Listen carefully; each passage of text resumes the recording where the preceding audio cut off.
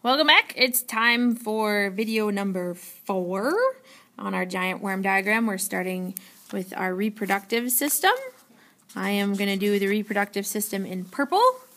So on my key on the bottom, I'm going to put a little smoochie of purple, and then know that everything that is in the reproductive system is going to be purple on my diagram as well. All right. So, earthworms are hermaphrodites. Hermaphrodites means that it is both male and female at the same time, so they have both male and female reproductive systems. It comes from the term Hermes and Aphrodite, two Greek mythology characters. Hermes was a guy, Aphrodite was a girl, so together if you smush them you get hermaphrodite, so male and female at the same time. So let's start with our ovaries. This is where eggs are produced. And this is the female reproductive organ. And if you're not familiar, the symbol for female looks like a little person with no legs. So that's the symbol for female.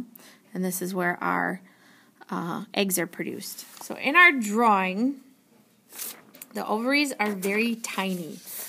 Chances are in your incision that you're going to make to start the cut, you are going to most likely destroy them. So kind of in the area of your aortic arches, they are two extremely tiny little dots, which is why they are very hard to find, and chances are when you make that incision, you are just going to mangle them all to pieces. So if you can't find them, don't stress out too much, but that's where they are. Directly behind your ovaries are going to be the testes, which are only slightly bigger, and again, two dots.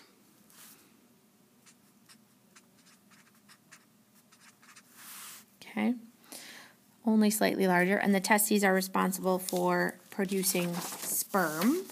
So if we go back to this one,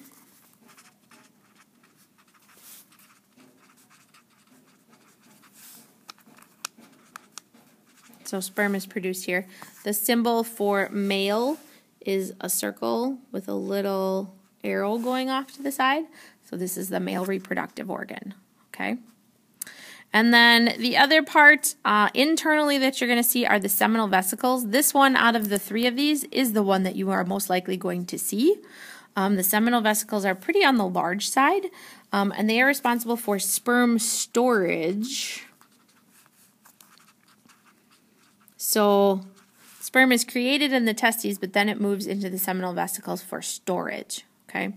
So right behind our ovaries and our testes are the seminal vesicles, and they are like 3 kind of bumps, kind of like so. It kind of reminds me of a peanut-shaped item, okay? And these are the seminal vesicles, okay?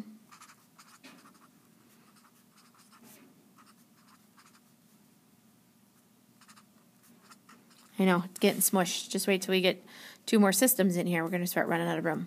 All right, so those are their seminal vesicles. A note about all 3 of those things. So as a note on all 3 of these, the ovaries, the testes, and the seminal vesicles, they are very similar as far as color is concerned. All 3 of these have kind of a white or off-white, like tannish colored. All right, so that's one way you can tell them all in the same grouping. They all have this white, cream-colored, tannish colored. All right. Now, notice we have clitellum. You should remember the clitellum from your external system. Clitellum, ta-da. All right, very similar. Yes, it is also part of the reproductive system, so it's showing up here again. It is responsible for making an egg sac. So once the fertilized eggs are secreted, it's responsible for making an egg sac. All right, so once again, on our diagram then, we're going to find our clitellum. And now you can see where I stopped drawing everything. But our clitellum is from here to here and from here to here on this version of our worm. Okay. And that's also responsible for creating that egg sac to hold all of our fertilized eggs and wait until we get new little worms. All right. So that is the end of our reproductive system video.